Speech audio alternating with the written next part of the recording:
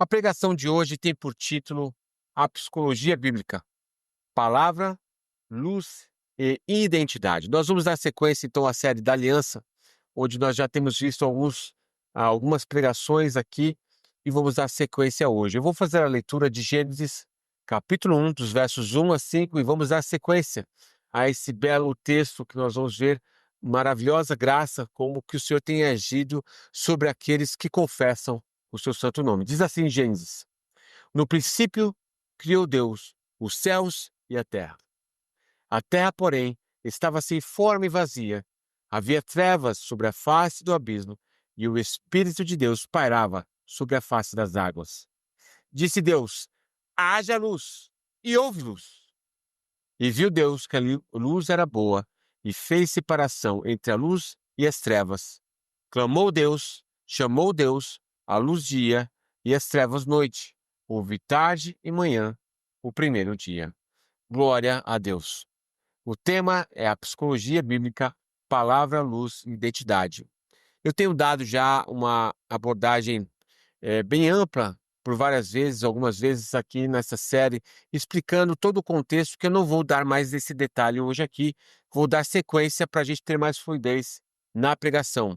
Hoje nós vamos dar sequência daquilo que já havíamos falado a respeito de como que a criação reflete a forma como Deus trabalha no novo nascimento do cristão. Nós hoje vamos ver como que é o primeiro processo e o mais importante de todos, quando a palavra de Deus vem, gera luz no espírito do homem e lhe dá uma nova identidade.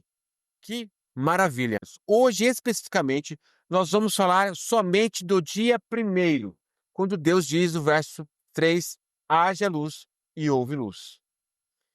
No dia que antecede ao dia primeiro, como que era a terra? É o que nós já vimos isso em Gênesis 1, 2, e a terra estava sem forma e vazia, e havia trevas sobre a face do abismo, e o Espírito de Deus pairava sobre a face das águas. Antes de nós falarmos das maravilhas ou da maravilha que o Senhor faz na criação da nova identidade do espírito do homem, é necessário e fundamental lembrarmos qual era o nosso estado antes da luz. Todo homem nasce trevas, separado de Deus. E é o que nós vamos rever aqui rapidamente nos versos do capítulo 1 de Romanos, versos 28 a 32. O que significa trevas? O que significa a identidade do homem sem Deus? O que isso representa? Vamos então ler Romanos 1, de 28 a 32, e aqui está o espelho de quem somos sem Deus. Diz assim Romanos 1, 28 a 32.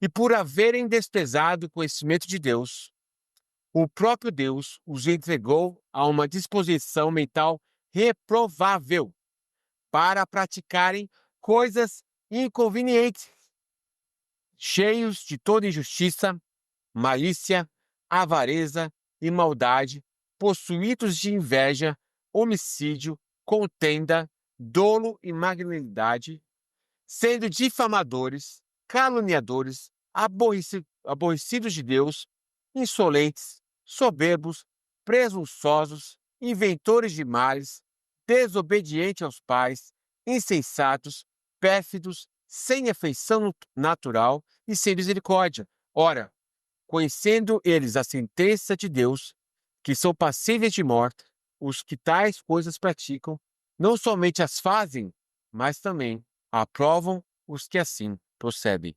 Esse é o retrato específico da alma do homem. O homem que se volta, dá as costas para Deus, não honra a Deus, não glorifica a Deus.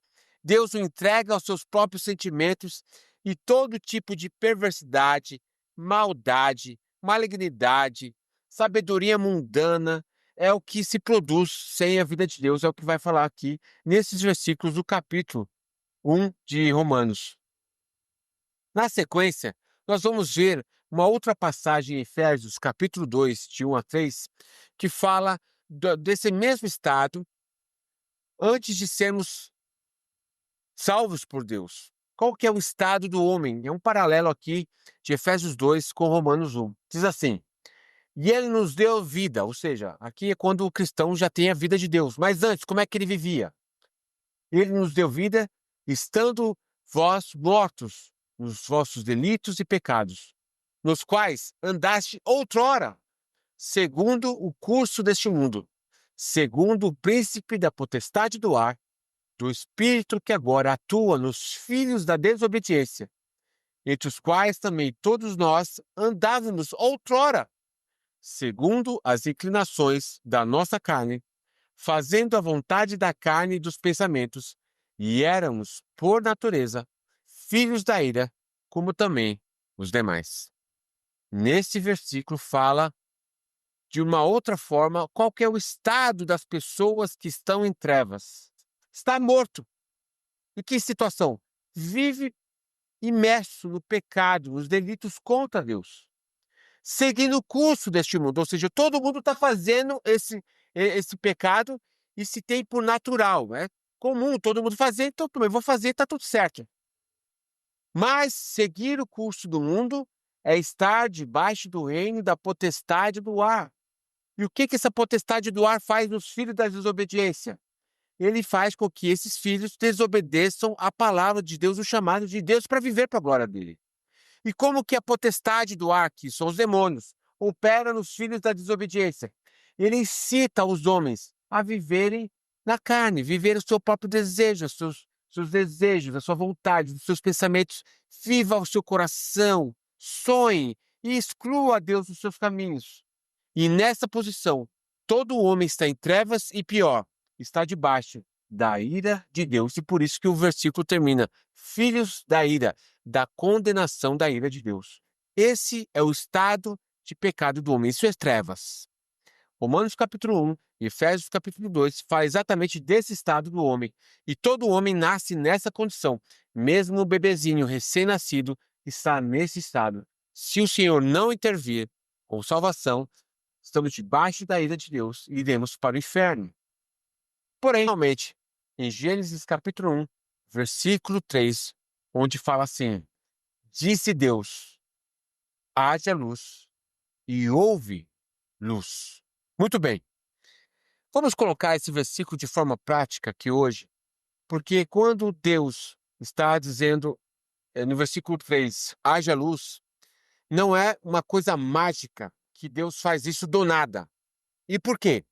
Porque no versículo 2 nós vimos que o Espírito de Deus pairava sobre as faces das águas. O que isso significa com relação ao mesmo processo que Deus usa da criação da terra, na recriação, na criação do nosso homem interior para que sejamos luz? Lembrando que a nossa essência, antes do versículo 3, é trevas. Aqui Deus está mudando a nossa essência de trevas em luz. Mas para que isso aconteça na vida de uma pessoa, o Espírito de Deus paira sobre a face das águas. O que isso simboliza? O que isso significa para nós?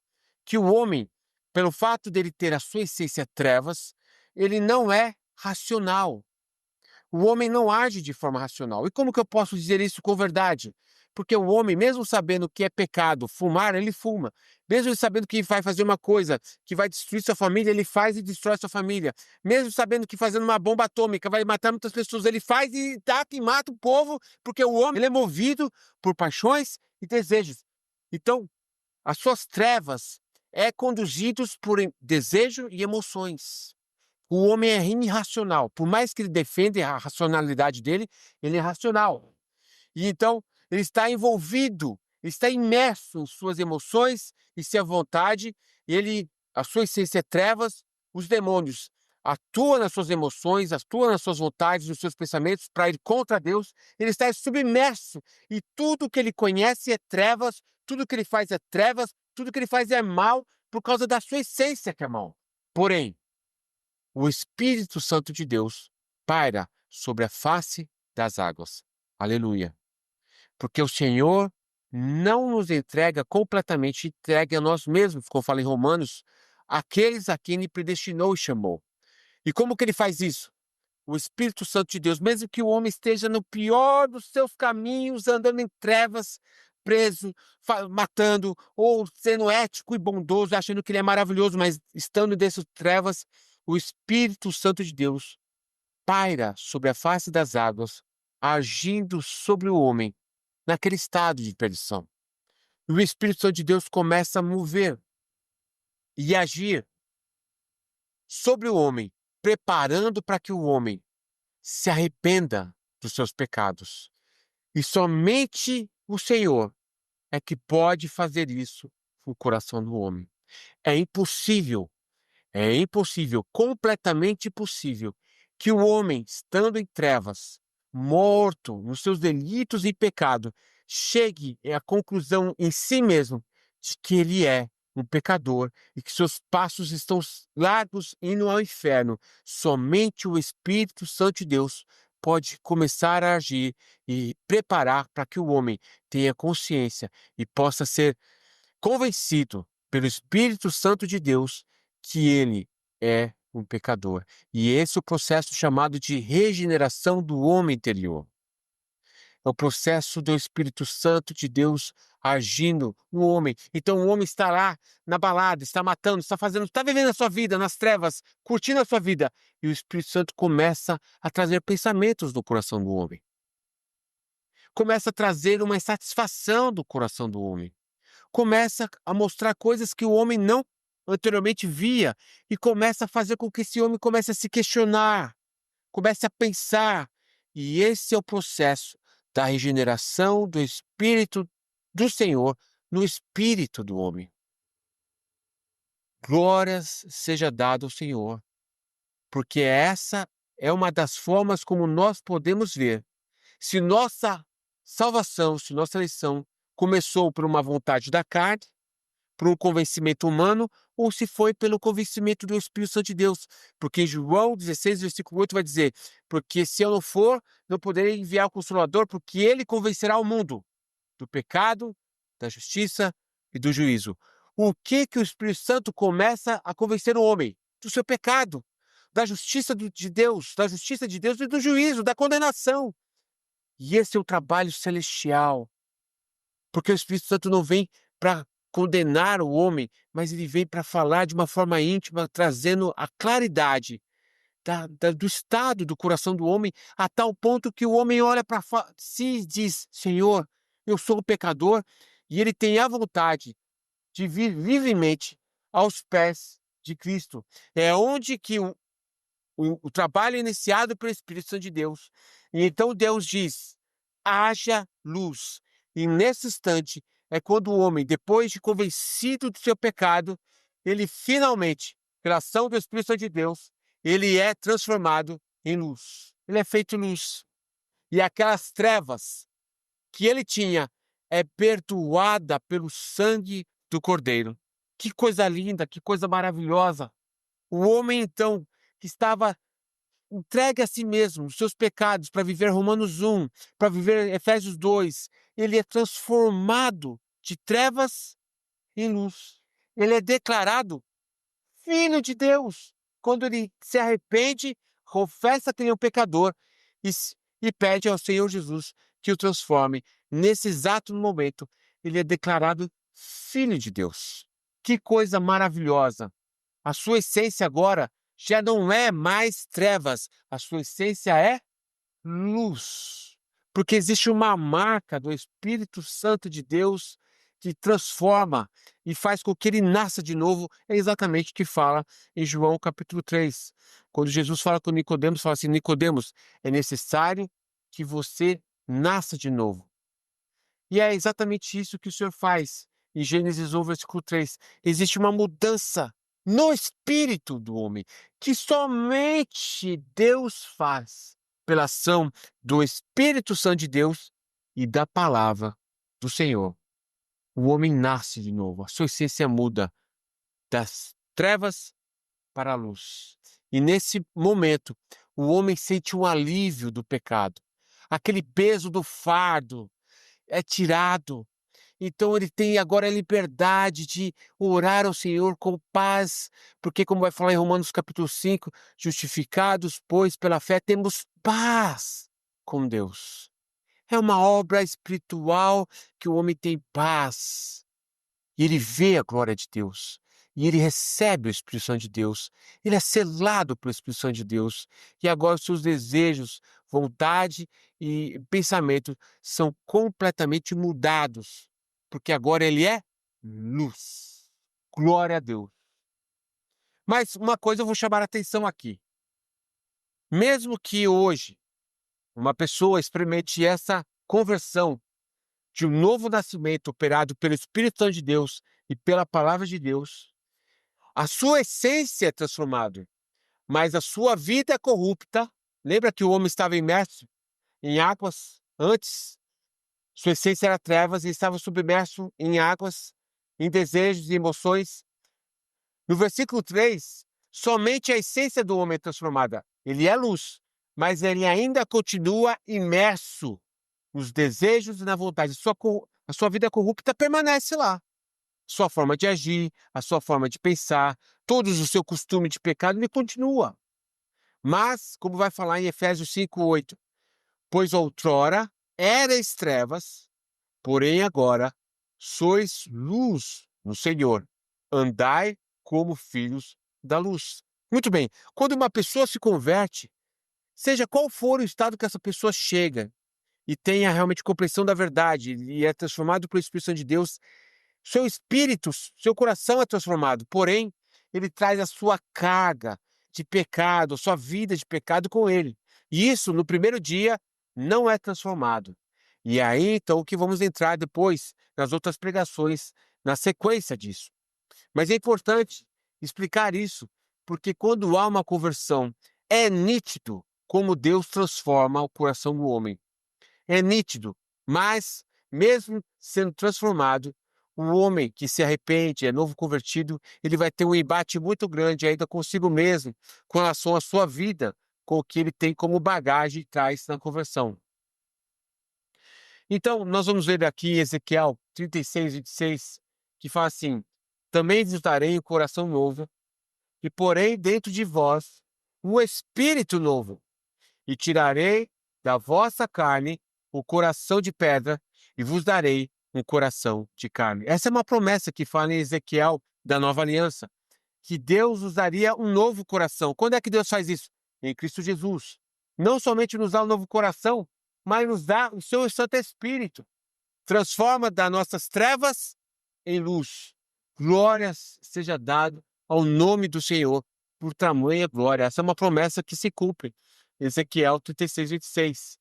Depois, Ezequiel 36:27, e fala ainda: ainda porei dentro de vós o meu espírito, e farei que andeis os meus estatutos e guardeis as minhas ordenanças e as observeis. Ou seja, quando existe uma verdadeira conversão, o nosso coração é transformado e nós somos selados pelo Espírito Santo de Deus.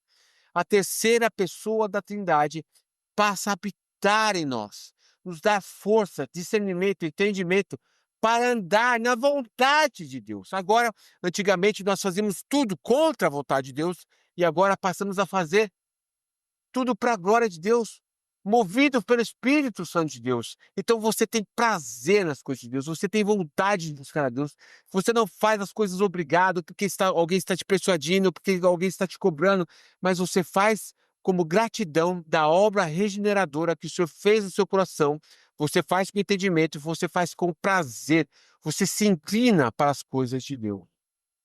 Essa é a promessa cumprida e realizada em Cristo Jesus. Em Colossenses, capítulo 1, versículo 13 e 14, vai dizer assim: que nos tirou do poder das trevas e nos transportou para o reino do Filho amado, em que temos a redenção, a saber, a remissão dos pecados. Esse versículo vai falar exatamente a mesma coisa, mas enfatizando que ele nos tira do poder das trevas. Quando um homem está em trevas, existe uma cadeia, uma prisão, uma corrente na sua mente, nas suas emoções, na sua vontade, de tal forma que o homem não consegue sair das trevas. Vai falar em 2 Coríntios capítulo 5 que o diabo nos cegou para que nós não possamos ver a glória do Filho de Deus. Existem cadeias, cadeias na alma do homem, que o homem é incapaz de sair, exceto se o Senhor nos livrar. E é essa figura que nós vemos na libertação de Israel do Egito. Como existem cadeias terríveis que sempre vão nos prender à escravidão do pecado. Mas quando o Senhor age, não existem cadeias, não existem demônios, não existem trevas que possam nos prender, porque quando o Senhor age, rompe qualquer vínculo com as trevas e nos transporta para o reino do Filho do seu amor. Bendito e glorificado seja o seu santo nome, Senhor, por experimentar tamanha salvação. Que glória, que poder ver isso, que é o Senhor que faz em nós. 1 Pedro 2,9 fala assim: mas vós sois geração eleita, o sacerdócio real, nação santa, povo adquirido, para que anuncieis as grandezas daquele que vos chamou das trevas para a sua maravilhosa luz. Olha só o que esse versículo está dizendo. Antes nós éramos maus, trevas, perdidos, debaixo da ira, mas agora nós somos chamados de geração eleita, porque o Senhor nos elegeu. Sacerdócio real, nação santa, povo adquirido. Para quê? Para anunciar as grandezas de Deus, do testemunho do que o Senhor faz no nosso espírito. Por quê? Porque Ele nos rompeu das trevas e nos chamou para a sua maravilhosa luz. É o Senhor que opera tamanha obra no nosso espírito. Isso não é uma persuasão humana, não é lendo livros, não é frequentando igrejas. Isso é uma ação do Espírito Santo pela palavra no nosso espírito que gera em nós um novo coração e somos selados com o Espírito Santo de Deus. Em 2 Coríntios, capítulo 5, versículo 17, diz assim: pelo que, se alguém está em Cristo, nova criatura é. As coisas velhas já passaram, eis que tudo se fez novo. Em outras palavras, se alguém foi salvo por meio de Cristo Jesus, é uma nova criação, completamente nova, de tal forma que ninguém pode olhar para o seu passado e dizer assim: ah, eu te vi, você fazia isso, você fazia aquilo. Não. As velhas coisas se passaram e eis que tudo se fez novo. O Senhor lança os nossos pecados, as nossas mazelas no mar do esquecimento. Nós somos regenerados plenamente em Cristo Jesus, novas criaturas. Romanos capítulo 8. Portanto, agora nenhuma condenação há para os que estão em Cristo Jesus. Ninguém pode olhar para mim, para você e dizer: ah, você fez isso, agora você está querendo falar alguma coisa de Deus? Não, porque Jesus me perdoou. Jesus me perdoou. Sou uma nova criatura. Uma nova criatura. Que liberdade! Não devo a pessoas, não devo a Satanás, não devo a ninguém, porque agora o Senhor me fez uma nova criatura. Eu sou unido a Cristo Jesus, unido a Ele. 1 Coríntios 2,16 vai dizer assim: porque quem jamais conheceu a mente do Senhor para que possa instruí-lo? Mas nós temos a mente de Cristo. Olha a profundidade do que está sendo dito neste versículo. Nós somos unidos a Cristo Jesus, nós temos agora a mente de Cristo. Essa mente de Cristo não quer dizer que nós sabemos tudo a respeito de Deus, sabemos tudo a respeito de Cristo, mas nós temos uma mente espiritual que se inclina para o conhecimento de Deus, se inclina para a vontade de Deus, tem prazer nas coisas de Deus. E a pergunta é: o que é ter essa mente? O que significa ter essa mente? Nós vamos ver que na mesma criação, de forma prática, como isso se aplica para nós. No versículo 4, depois que Deus disse: haja luz e houve luz, no versículo 4 diz assim: e viu Deus que a luz era boa e fez separação entre a luz e as trevas. Quando Deus cria a luz, Ele faz separação. Existe uma distinção clara entre luz e trevas. Como se aplica de forma prática para aquele que conheceu a Cristo? Primeiro, existe o discernimento espiritual entre o bem e o mal. Quando a pessoa nasceu de novo, que ele é luz, ele começa a distinguir o que é luz e o que é trevas, o que é do bem, o que é do mal, o que é de Deus e o que não é de Deus. Quem está nas trevas não tem essa percepção. Tudo é de Deus. Quando está nas trevas, ele acha que o mal é bom, o mal é mal, enfim, é uma confusão só. Por isso que cada vez mais o mal se multiplica. Mas quando a pessoa nasce de novo, ela começa a ver, opa, eu não sei te explicar, mas eu acho que isso não é de Deus. Começa a ter um discernimento de Deus. A segunda coisa é que quando a pessoa nasce de novo, além dela ter discernimento entre o bem e o mal, ela começa a se distanciar, a não se identificar mais com o mal. Porque quando a pessoa está nas trevas, ela está imersa. Qualquer samba, ela está sambando. Qualquer coisa que fale, ela está indo, não está nem aí. É trevas, seja trevas ou não trevas. Se for trevas, ela dá uma máscara de bondade e vai junto, vai na carreira com todo mundo, porque todo mundo está indo naquela direção. Quando você nasce de novo, fala, opa, eu acho que isso não é de Deus, e a pessoa começa a se distanciar paulatinamente das trevas.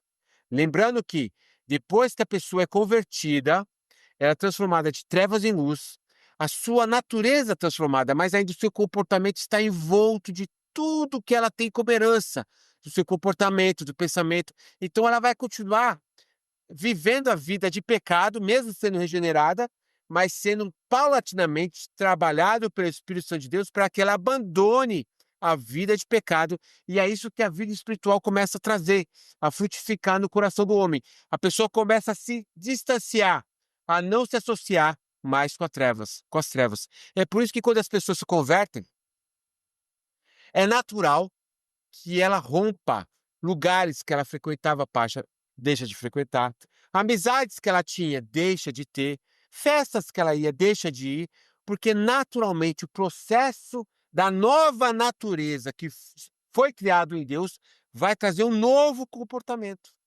De uma forma natural, ninguém vai ficar obrigando essa pessoa a se transformar. Ela vai mudar como reflexo da nova natureza que o Espírito Santo traz no seu coração. Passa então a discernir entre o bem e o mal e a se distanciar das coisas má. Não se identifica mais. O que significa ter a mente de Cristo? No versículo 5, ainda de Gênesis capítulo 1, fala assim: Deus chamou a luz dia e as trevas noite, e houve a tarde e o primeiro dia. Deus, então, fala que a luz é dia e as trevas é noite. Ou seja, existe uma nomeação. Deus nomeia a luz como dia. Da mesma forma, aquele que é nascido de novo recebe um novo nome. Por exemplo, no Velho Testamento nós vamos ver que Jacó é chamado de Israel. No Novo Testamento, Simão, discípulo de Jesus, é chamado Pedro. O cristão recebe um novo nome. O que isso significa? A pessoa que conhece o Senhor Jesus pelo Espírito Santo de Deus e pela palavra, ele tem uma nova identidade. A pessoa não se define mais por aquilo que ela faz, por aquilo que ela tem, ela se identifica por aquilo que a palavra diz que ela é. Agora, a todos quantos creram, foram chamados filhos, demos o poder de serem chamados filhos de Deus. A pessoa tem uma nova identidade.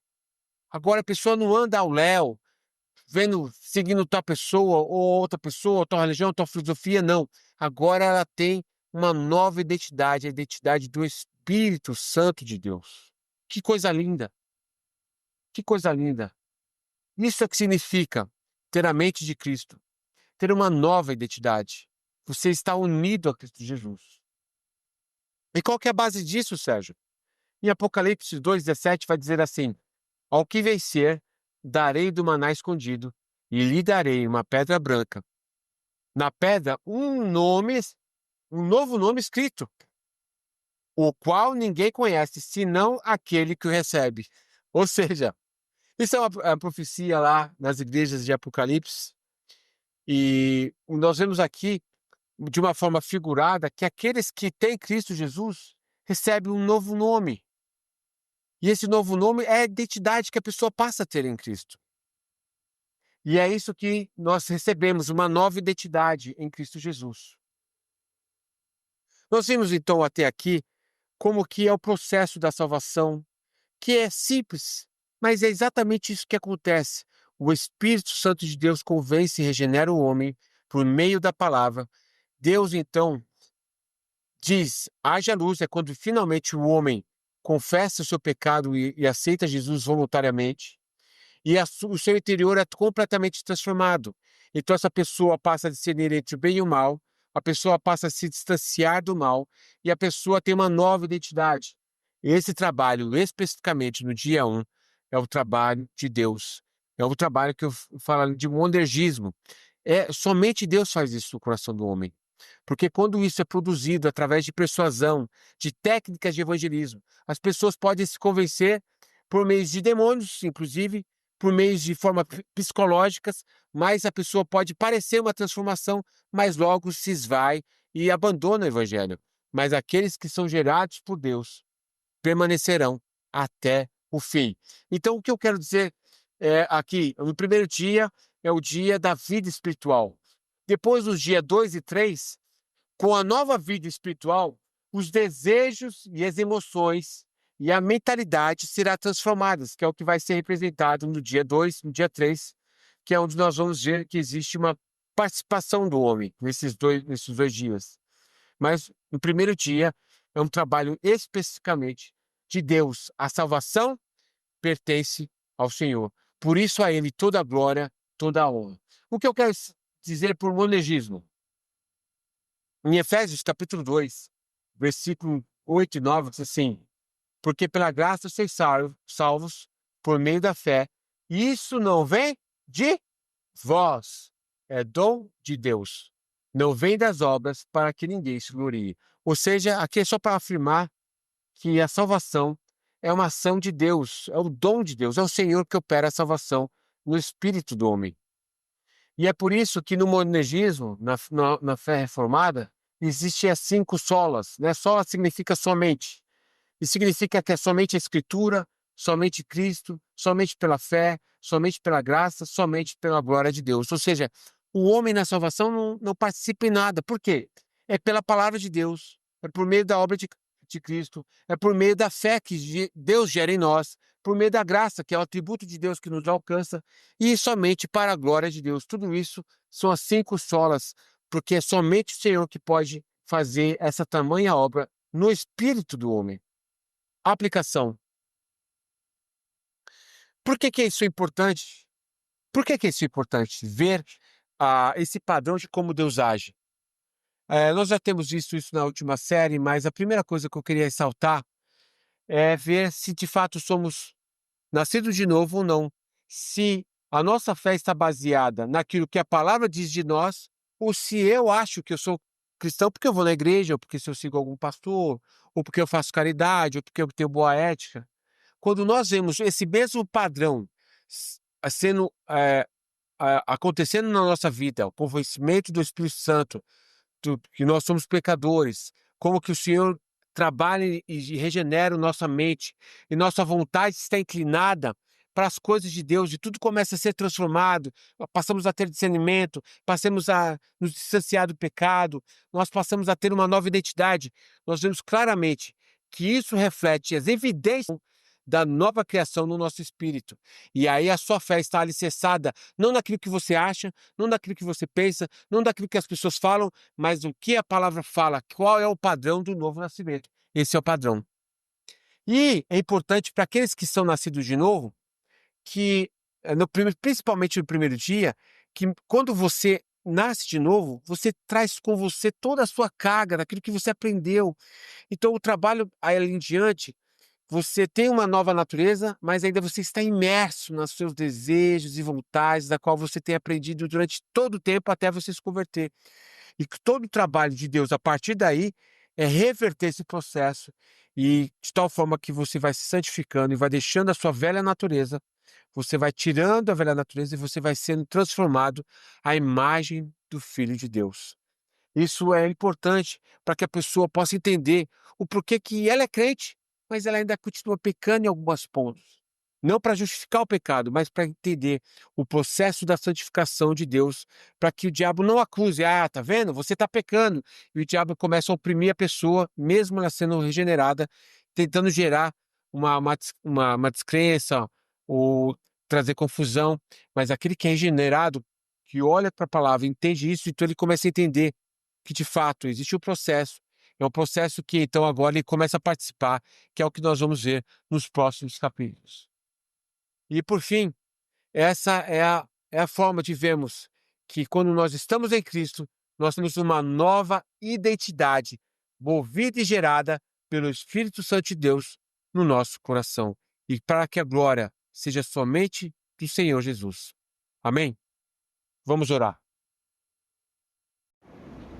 Se você gostou da pregação, curta, se inscreva, compartilhe para que a gente possa alcançar mais pessoas com o Evangelho. Deus abençoe.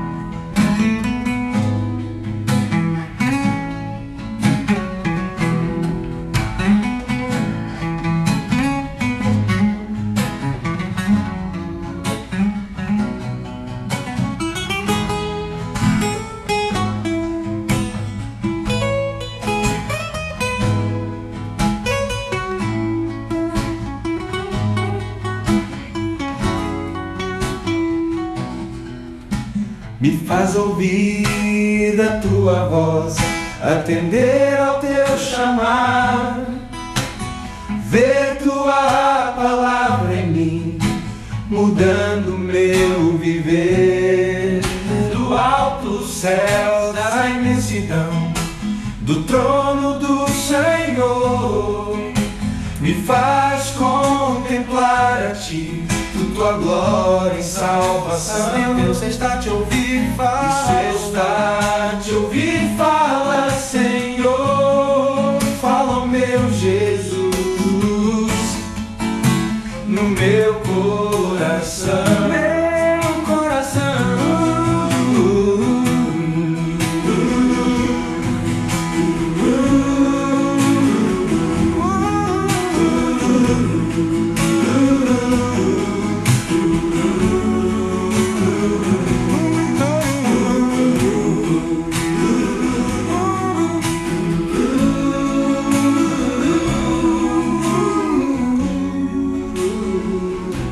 Nome de Jesus.